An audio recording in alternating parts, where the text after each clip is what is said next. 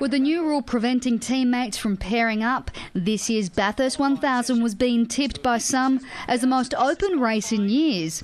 And with Friday's qualifying session determining the runners for Saturday's crucial top 10 shootout, the quest to conquer Mount Panorama had begun.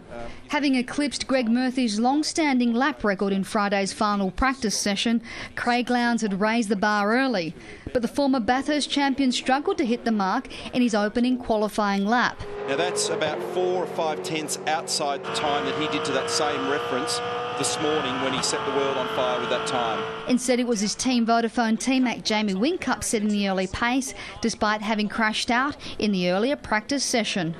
Remarkable testament to the crew. Look at that car. It's pristine. It's beautiful. It's a beautiful piece of engineering art. You look at the amount of time and effort that's been put into straightening its nose since this morning. And what's Bathurst without drama?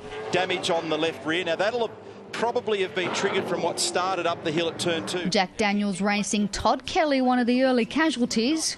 The bars that are part of the watch linkage that go out and bolt to the diff housing so that, have broken there. So the watch linkage effectively has stayed intact, but it's peeled the whole left-hand mount where that watch linkage attaches to the diff housing, including the bottom of the shock, peeled all of that off.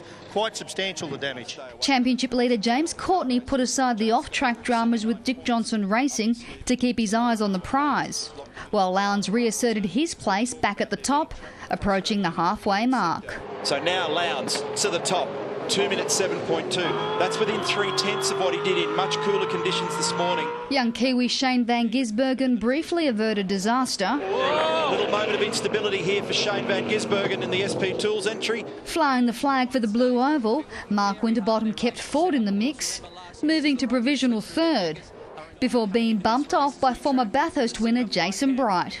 Jason Bright in car 14, he's certainly one you have to put in the mix, simply because of what he's achieved up here. With the clock counting down, there was still time for a last charge attack. I'm a bit surprised that Jamie's having another go. Bright doing just that to be the last man standing out of the shootout. Craig Lowndes set the fastest time earlier this morning at 2:06.80 and a 2:07 flat.